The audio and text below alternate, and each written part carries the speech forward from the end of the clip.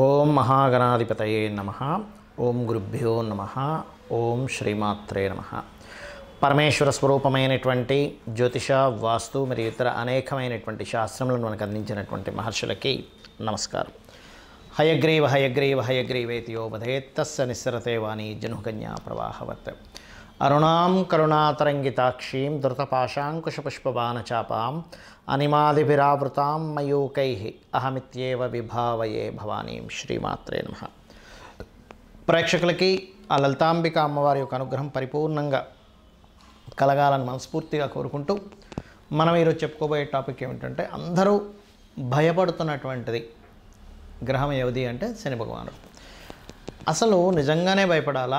అసలు శని ఎక్కడ ఉంటే మీ లగ్నరీత్యా అంటే మేషలగ్నం నుంచి మీనలగ్నం వరకు, లేదా మేషరాశి నుంచి మీనరాశి వారి వరకు ఎక్కడ ఉంటే మీకు బాగా కలిసి వస్తుంది శని ద్వారా, ఏ స్థానాల్లో ఉంటే కాస్త ఏ విషయాల పట్ల జాగ్రత్తగా ఉండాలనేటువంటి విషయాలు మనం తెలుసుకుందాం. దాంతోపాటు ఎఫెక్ట్ ఏదైతే ఉంటుందో శని భగవానుడికి ఎఫెక్ట్ కంప్లీట్గా మీకు పాజిటివ్గా జీవితాంతం మీ లైఫ్ లాంగ్ మొత్తం కూడా పాజిటివ్గా రావాలంటే కూడా ఏం చేయాలి అనే విషయాలు కూడా మనం ఇప్పుడు తెలుసుకుందాం. అయితే ఈ విషయాలు చెప్తుంది నేనైనప్పటికీ కూడా చెప్పిస్తుంది సాక్షాత్ లలిత అమ్మవారిగా భావిస్తూ ఒక్కొక్క లగ్నం తెలియని వారు ఒక్కొక్క రాశి నుంచి మనం తెలుసుకుందాం. మీన లగ్నము, మీన రాశి. మీనం వారి కన్నా చూసుకుంటే ఈ లగ్నానికి శని పాపి, లాభ వ్యయాధిపతి పాపి అవుతున్నాడు. ఇక్కడ లగ్నంలో ఉన్నట్లయితే గుర్తుపెట్టుకోండి, లగ్న శని ఒకటే. ఏంటంటే లగ్నంలో ఉన్నప్పుడు ఈ కారకుడు ఎవరైతే ఉన్నారో, ఈ కాంబినేషన్ ఏదైతే ఉందో పర్టికులర్గా ఎక్కువ స్ట్రెస్ని ఇస్తూ ఉంటుంది. ఎందులో ఇన్వెస్ట్మెంట్స్ చేసేటువంటి విషయాలలో ఎక్కువ స్ట్రెస్, ఎక్కువ లాభాలు వస్తాయనే దాన్ని స్ట్రెస్ ఇస్తూ ఉంటుంది. కానీ రెండులో ఉన్నప్పుడు మాత్రం మీరు వ్యాపార ధన సంబంధించిన విషయాలు చాలా కేర్గా ఉండాలి. మూడులో ఉంటే చాలా మంచిది, తొందరగా వివాహాన్ని ఇస్తాడు శుక్రక్షేత్రంలో ఉన్నందుకు. 4వ స్థానంలో ఉండేటువంటి శని పూర్వీకుల ఆస్తుల్లో, ముఖ్యంగా తాతగారి ఆస్తిని లేదా తండ్రి గారి ఆస్తిని వచ్చేలా చేస్తాడు. పంచమ శని మాత్రం సంతాన సంబంధించిన విషయంలో కొంచెం ఎమోషనల్ అటాచ్మెంట్స్ ఇట్లాంటివి ఉంటుంటాయి. 6లో ఉండే శని మాత్రం కాస్త మీ కర్మ, పూర్వజన్మ కర్మ ఈ జన్మలో అనుభవించేటువంటి యోగాన్ని ఎక్కువగా ఇస్తాడు. కాకపోతే కొంచెం సహజంగానే మీన లగ్నానికి తండ్రి పూర్వజన్మ కర్మ సంబంధం ఎక్కువగా ఉంటుంది కాబట్టి తండ్రితో ఉండే చిన్న చిన్న మిస్అండర్స్టాండింగ్స్ ఎక్కువ జరుగుతుంటాయి 6లో శని ఉన్నప్పుడు, కొంచెం శత్రువు సంబంధంగా. 7లో గనక శని ఉన్నట్లయితే ఇక్కడ లాభాధిపతి, వ్యయాధిపతి సప్తమ స్థానంలో ఉన్నందుకు పర్టికులర్గా ఇది కొంచెం విదేశాలకు వెళ్ళి ఉద్యోగం చేయడం, విదేశీ మూలక ధన యోగాన్ని ఇస్తాడు. కాకపోతే పార్ట్నర్స్తో కొంత చూసుకోవాలి. అష్టమ శని దీర్ఘాయుర్దాయము, భాగ్యస్థానంలో శని కనుక ఉన్నట్లయితే హైయర్ ఎడ్యుకేషన్ సమయంలో కొద్దిగా స్ట్రెస్ ఉంటూ ఉంటుంది, వాళ్ళకి కొంచెం స్ట్రెస్ఫుల్గా వెళ్తూ ఉంటుంది. కొన్ని రీసెర్చెస్, పిహెచ్డీస్ చేసేటువంటి విషయంలో. దశమ శని పర్టికులర్గా ట్రైనింగ్, టీచింగ్స్ రిలేటెడ్లో రాణిస్తారు. కాకపోతే ఏదైనా కానీ కొద్దిగా మార్పులు ఎక్కువగా ఇస్తూ ఉంటాడు. లాభ శని మాత్రం ఇన్సూరెన్సెస్ మూలంగా కలిసి రావడము.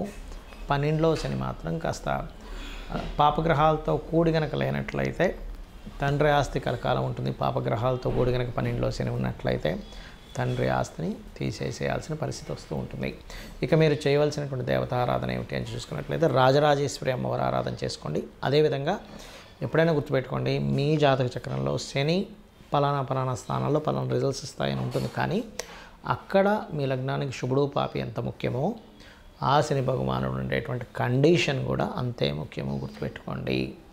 ప్రతి జీవికి తన జీవితాంతం అంటే ఒక 100 సంవత్సరాలు అనుకోండి, 100 సంవత్సరాలు మనిషి బతుకుతాడు. కాబట్టి అంటే ప్రతి ఒక్కరు 100 బతకాలని రూల్ లేదు. 120 బతికే వాళ్ళు ఉంటారు, 300 సంవత్సరాలు బతికిన వాళ్ళు ఉన్నారు, పాపం 60-70 ఏళ్ళకే ముగించిన వాళ్ళు ఉన్నారు వాళ్ళ జీవితం. అయితే ప్రతి ఒక్కరికి కూడా శని యొక్క ప్రభావం చిన్నప్పటి నుంచి ఏ దశల్లో ఎటువంటి ఫలితాలు ఇస్తాయని చూసుకున్నట్లయితే, చిన్నప్పుడు కనుక మీకు శని భగవానుడు బాగోలేడని మీకు ఏంటి సిమ్టము అంటే, రోగకారకుడు యొక్క ఫలితాలు చిన్నప్పుడు తరచూ వస్తున్నాయనుకోండి, వాళ్ళకి హెల్త్ ఇష్యూస్, రోగకారక ఫలితాలు ఇస్తున్నాడు అక్కడ శని భగవానుడు. అంటే ఆయన ఇవ్వడం కాదు, ఇక్కడ బాగా అర్థం చేసుకోండి, ఆయన మీరు పూర్వజన్మలో చేసుకున్న కర్మలను అందిస్తున్నాడు. ఆయన ఎవరికి శత్రువు కాదు, ఇది ఫస్ట్ గుర్తుపెట్టుకోవాల్సిన విషయం.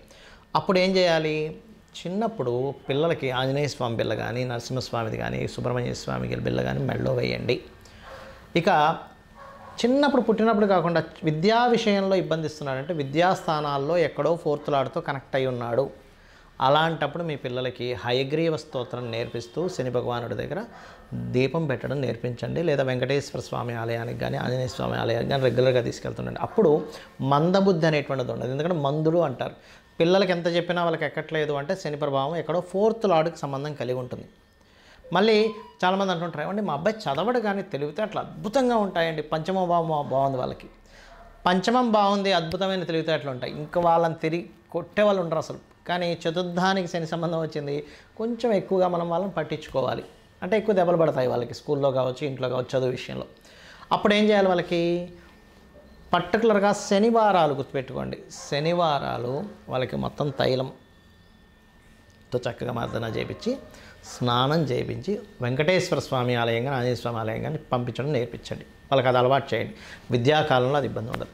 ఇక విద్య అయిపోయింది, వివాహ విషయాల్లో ఇబ్బంది వస్తుందంటే సప్తమం ఎక్కడో దెబ్బతింది, శని ద్వారా సప్తమ స్థానం కనెక్ట్ అయ్యింది.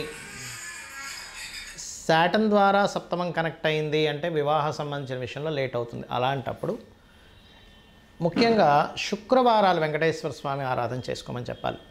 లేదండి జాబ్ సంబంధించినటువంటి విషయంలో నాకు ఇబ్బంది అవుతుంది, దశమ స్థానంతో ఎక్కడో కనెక్ట్ అయింది శని భగవానుడు. లేదంటే వ్యాపార సంబంధంగా నాకు చాలా ఇబ్బందులు వస్తున్నాయి, లాభస్థానంతో ఏదో మీ లైఫ్లో మీ 100 years ఆఫ్ లైఫ్లో మీకు లాభస్థానంతో ఎక్కడో కనెక్టివిటీ అయ్యి పాపే అవుతాడు, శుభుడై కాదు. శుభుడై కనుక లాభస్థానంతో కనెక్టివిటీ అయితే బొగ్గు గనులు కావచ్చు, మైన్స్ కావచ్చు, బావులు అంటారు చూసారా, పెట్రోల్ బావులు, పెట్రోల్ బంకులు అంటుంటారు, అటువంటివి లేనట్లయితే మనకి ఈ యొక్క వైన్ షాప్స్ వీటన్నిటికీ శనికారకుడు విపరీతంగా ఇస్తాడనమాట. బాగుంటాయి, పాడైతే వీటి మూలంగానే ఎక్కువ పెట్టి కొనుక్కోవడం, అవి రాక లాస్ అవ్వడం ఇట్లాంటివి ఇస్తుంటారు. అలాంటప్పుడు మీరు లలితా సహస్రనామాల్లో ఒక నామం ఉంటుంది, వ్యాపారాల్లో బాగా రాణించాలంటే ఓం ఇంద్రగోప పరిక్షిప్త స్మరతూనాభజంగికాయ నమః. ఇక శని మంత్రం ఏం చేసుకోవాలి? సహజంగా అందరికీ తెలిసినటువంటిది ఓం నీలాంజన సమాభాసం రవిపుత్రం యమాగ్రజం ఛాయామార్తాండ సంభూతం తన్నమామి శనిచ్చరం, ఇది చేసుకోవచ్చు. లేదంటే లలితా సహస్రనామాల్లో నాకు శని భగవానుడి యొక్క అనుగ్రహం బాగా కలగాలి, ఎప్పుడైనా ఒకటే గుర్తుపెట్టుకోండి, శని భగవానుడు అనుగ్రహం కలగాలనుకోండి, పీడ పోవాలనుకోకండి దయచేసి. బికాజ్ ఆఫ్ మీకు ఆయుష్నిచ్చేవాడు ఆయనే, వృత్తినిచ్చేవాడు ఆయనే, వ్యాపారాన్ని ఇచ్చేవాడు ఆయనే. మనం నిలబడాలంటే మోకాల్లో గుజ్జు ఉండాలన్న శని యొక్క అనుగ్రహం కావాలి, లేకపోతే మనం నిలబడలేము.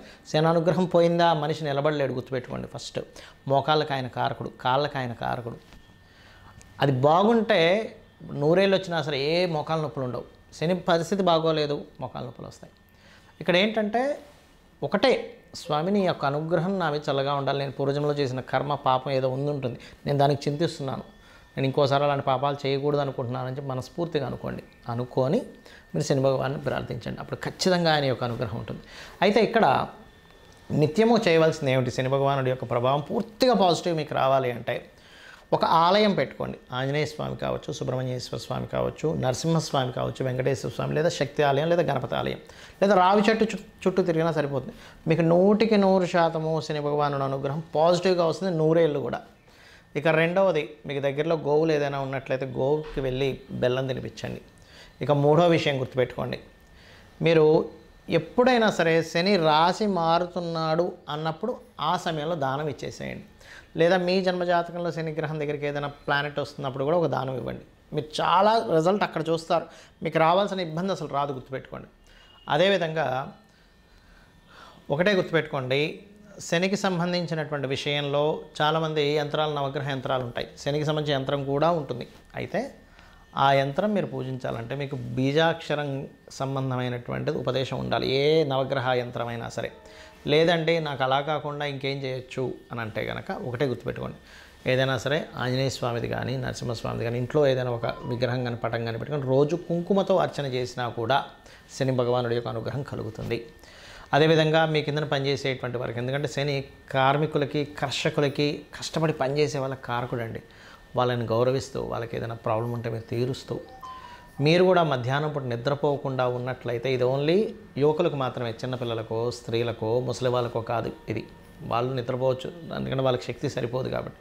యువకులు పొరపాటును కూడా మధ్యాహ్నం నిద్రపోకండి, శని ప్రభావం నెగటివ్గా ఎక్కువ పడుతుంది. చక్కగా మీరు ఎంత శ్రమిస్తే, ఎక్కువ ప్రాబ్లం ఎక్కువగా ఉందండి శని నా లైఫ్లో అని అనుకుంటే కనుక మీరు ఒకటే గుర్తుపెట్టుకోండి, దీక్ష తీసుకోండి. అయ్యప్ప స్వామి దీక్ష కానీ, ఆంజనేయ స్వామి దీక్ష కానీ, అమ్మవారి దీక్ష కానీ తీసుకున్నారా మీరే చూస్తారు. 100% మీకు ప్రభావం పాజిటివ్ మీకు కనబడి తీరుతుంది. అమ్మవారి అనుగ్రహం వల్ల కావచ్చు, అయ్యప్ప స్వామి అనుగ్రహం వల్ల కావచ్చు. శ్రీమాత్రే నమః.